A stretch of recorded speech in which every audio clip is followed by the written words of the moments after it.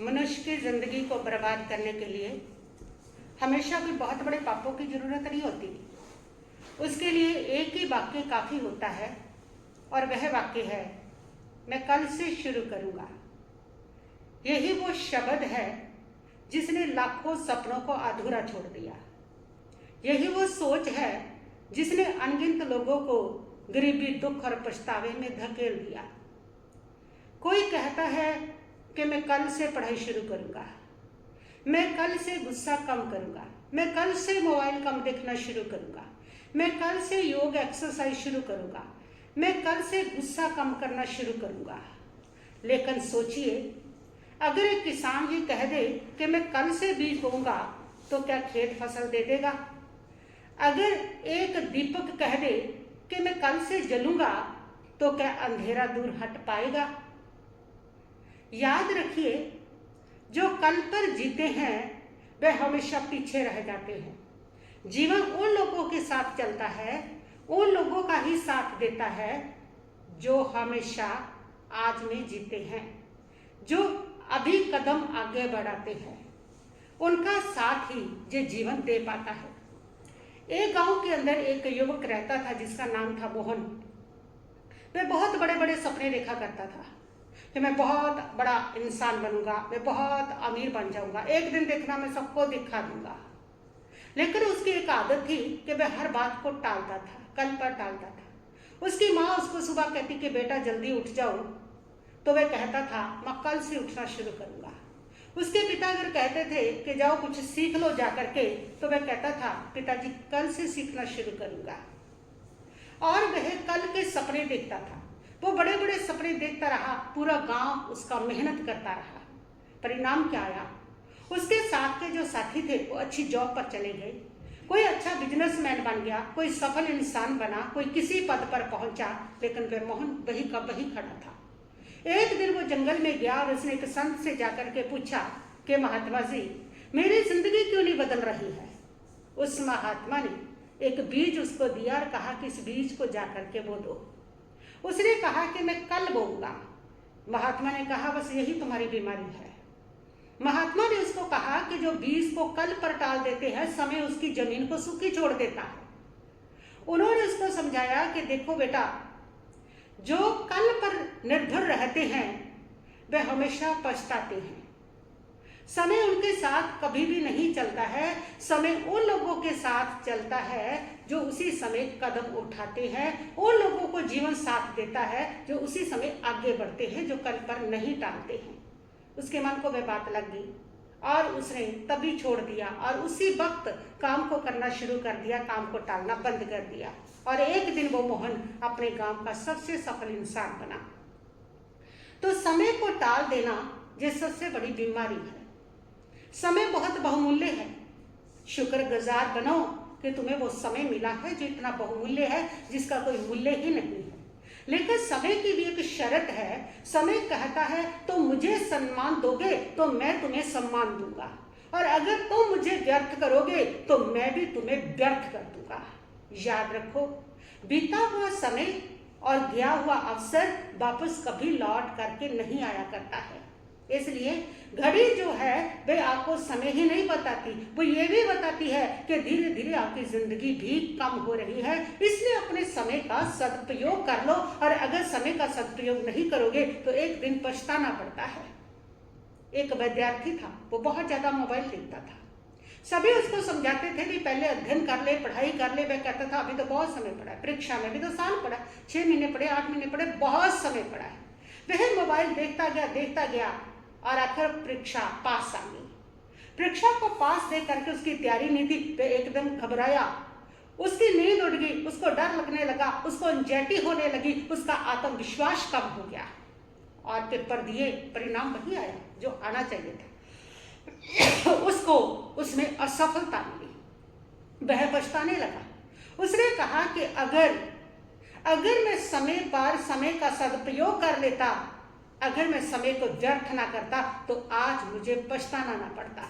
जिंदगी में ये काश बहुत भारी पड़ता है, काश मैं पढ़ लेता। उसने कहा ये काश अपनी जिंदगी में कभी मत स्थान देना, ये बहुत भारी है। ये काश हमेशा तुम्हें पश्चाताप छोड़ करके जाता है, पश्चाताप दे करके जाता है। काश मैं उस समय कर देता। और अगर तुम भी इसी प्रकार उस समय को व्यर्थ करते चले जाओगे तो अंत समय वैसा ही पछताना पड़ेगा। मैं नहीं चाहती तुम वैसे ही पछताओ। वो काश जो जिंदगी को भारी बना दे, वो पश्चाताप तुम्हारी जिंदगी में आए। इसलिए मैं कहती हूँ कि तुम समय का सदुपयोग करो। हर पल हर क्षण अमूल्य है, हर पल अवसर है। किसी अवसर की इंतजार मत करो कि अवसर आएगा तब आगे बढ़ेंगे, तब कुछ करेंगे, तब देखेंगे, तब करेंगे। हर पल अवसर है, हर समय का सदुपयोग करो। तुम्हें पता ही नहीं कौन सा पल तुम्हारे लिए अवसर बन जाए और कौन सा पल तुम्हारे लिए अवसर बन के आया था, लेकिन तुम अवसर की ताक में खाली बैठे रह गए और वो तुम्हारे जीवन से निकल भी गया, तुम्हें पता ही नहीं चलेगा। इसलिए हर क्षण का सदुपयोग कर लो, हर क्षण में का उपयोग कर लो। एक भी क्षण को व्यर्थ मत जाने दो। जो व्यर्थ कर देते हैं वो जिंदगी के अंत में पछताया करते हैं। आलस क्यों आता है, क्या आपको पता है? आलस इंसान को मीठा लगता है, बहुत अच्छा लगता है। क्यों? क्योंकि शरीर आराम चाहता है, आत्मा आगे बढ़ना चाहती है। लेकिन याद रखना, आलस आपको तुरंत सुख देता है लेकिन आपका भविष्य छीन लेता है। और मेहनत आपको तुरंत कठिन लगती है लेकिन वो आपको जिंदगी दे जाती है। जैसे कड़वी दवा शरीर को ठीक करती है, ऐसे ही आपका कठिन परिश्रम आपकी जिंदगी को संवार दिया करता है, आपके जीवन को ठीक कर दिया करता है। कभी ध्यान दिया एक चींटी को देखना, कभी वो चींटी हमेशा चलती जाती है, कभी रुकती नहीं है। अगर वो गिरती है तुरंत उठ करके चलना शुरू कर देती है, फिर भी वो रुकती नहीं है। आप कभी फूंक मार करके कभी देखा होगा कि वो एकदम से गिरी लेकिन फिर उठी और फिर चल पड़ी, लेकिन वो रुकती नहीं है। बड़े बड़े पहाड़ भी उसके सामने आ जाए ना, वो रास्ता बदल लेगी लेकिन रुकेगी नहीं। और इंसान की क्या स्थिति है?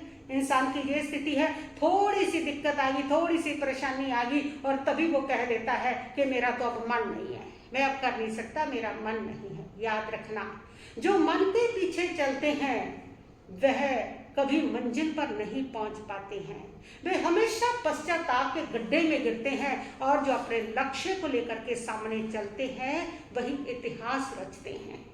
जो आपके अवसर को, आपके समय को व्यर्थ कर देता है, आलस ही है।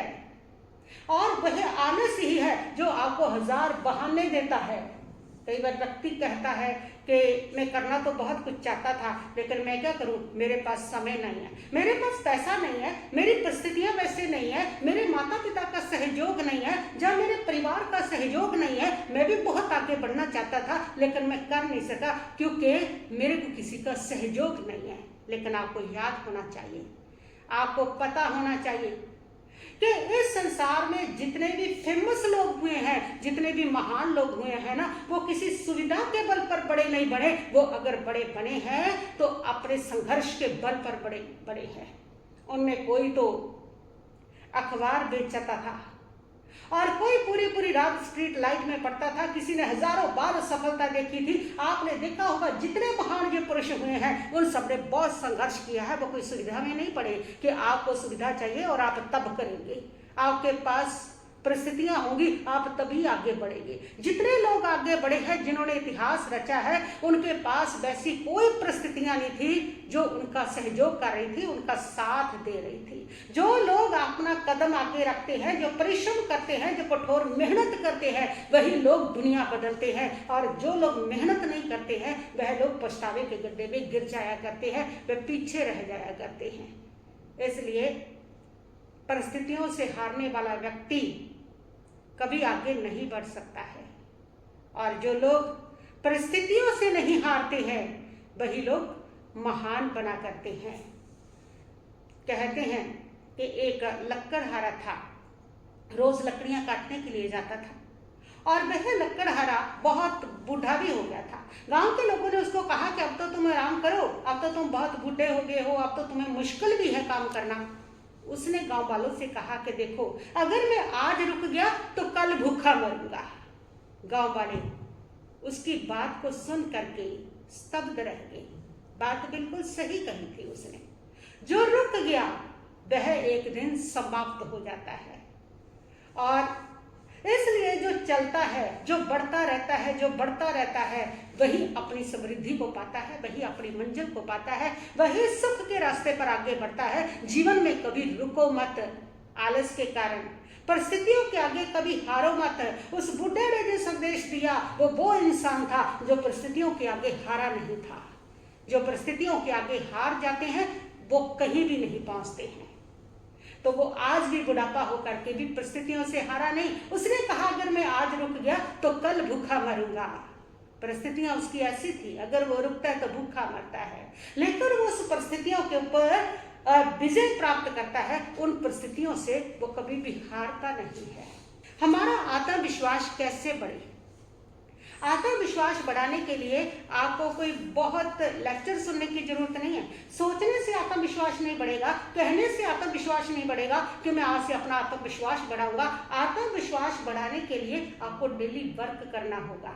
यानी कि आज आपने किसी काम को 10 मिनट किया है, मेहनत कीजिए। अगले दिन फिर मेहनत कीजिए, उसको 30 मिनट कीजिए, फिर 1 घंटा कीजिए, डेढ़ घंटा कीजिए। मान लो आपने पढ़ाई करनी है और आपका दिल नहीं करता तो आज मेहनत कीजिए, 10 मिनट पढ़िए, कल को आधा घंटा पढ़िए, 1.5 घंटा पढ़िए। इसी प्रकार जो आपको मेडिटेशन करना है, आप हर फील्ड में मेहनत कीजिए और उस मेहनत का रिजल्ट आएगा। आप मेहनत कीजिए, उससे आपका आत्मविश्वास बनेगा। क्योंकि आज आपने 10 मिनट किया, कल आधा घंटा किया, फिर 1.5 घंटा किया और उससे से आपने जो पाया उससे आपका आत्मविश्वास बनेगा। तो आत्मविश्वास बढ़ता है आपका जब आप मेहनत करते हो, तब आपका आत्मविश्वास बढ़ता है। आत्मविश्वास सोचने से नहीं बढ़ता, आत्मविश्वास कहने से नहीं बढ़ता है। आज के नौजवान किस चीज से हारते हैं, क्या आपको पता है? किस चीज से सबसे ज्यादा हारते हैं? आज के जो नौजवान है वो 3 चीजों से सबसे ज्यादा हारते हैं। पहली चीज मोबाइल, दूसरी चीज टालम टोल, और तीसरी उनकी जो चीज है वो है बिना लक्ष्य की जिंदगी। इन 3 चीजों से वो हारते हैं। रात भर वो स्क्रीन पर रहते हैं, सुबह लेट उठते हैं, पूरा दिन बर्बाद। मोबाइल आपका मालिक नहीं होना चाहिए, बल्कि आप मोबाइल के मालिक होने चाहिए। और अगर आपका समय जो सोशल मीडिया खा रहा है तो आपके जो सपने हैं वो गड्ढे में जाएंगे। ये सोशल मीडिया आपके सपनों को खा रहा है। इसमें आप जितना समय आप व्यतीत करोगे उतने ही आपके जो सपने हैं वो आपके खत्म होते जाते हैं, मरते जाते हैं, क्योंकि ये आपके सपनों को खा जाता है, आपकी मेहनत को खा जाता है। इसलिए इसका उपयोग उतना ही करें जितनी आवश्यकता है, जहां जितनी जरूरत है। यूं ही स्क्रॉल करते रहना, यूं ही बेफालतू के लोगों को नाचते गाते डांस करते देखते रहना, लड़ते झगड़ते उनको देखते रहना, बेफालतू का कचरा अपने दिमाग में भरते रहना, बेफालतू का अपनी आंखों पर स्ट्रेस देते रहना, अपने ब्रेन के ऊपर स्ट्रेस देते रहना बेफालतू का, और वो सारा समय जो बेफालतू में जाता है वो सारा समय वो आपके सपनों को खाता है। इन 3 चीजों से हारता है आजकल का नौजवान। जैन दर्शन में कहा गया है कि प्रमाद सबसे बड़ा पतन का कारण है। प्रमाद क्या है? प्रमाद का मतलब है लापरवाही। प्रमाद का मतलब है जीवन को व्यर्थ गंवाना। प्रमाद का मतलब है कि जागरूक ना होना। प्रमाद का मतलब है कि सत्य को ना समझना कि सही हमारे जीवन में क्या है, कौन सा हमारा रास्ता सही है, क्या आलस में पड़े रहना सही है, क्या आपका पुरुषार्थ करना सही है, सही रास्ते को देखना, सही जागरूकता के साथ होना, वो है प्रमाद। प्रमाद जो आपको लापरवाह बनाता है, आपकी जिंदगी को व्यर्थ गवाता है। और जब व्यक्ति अप्रमादी हो जाता है, जब यानी कि उसकी आत्मा जागरूक हो जाती है, उस समय में एक पल भी अपना व्यर्थ नहीं करता।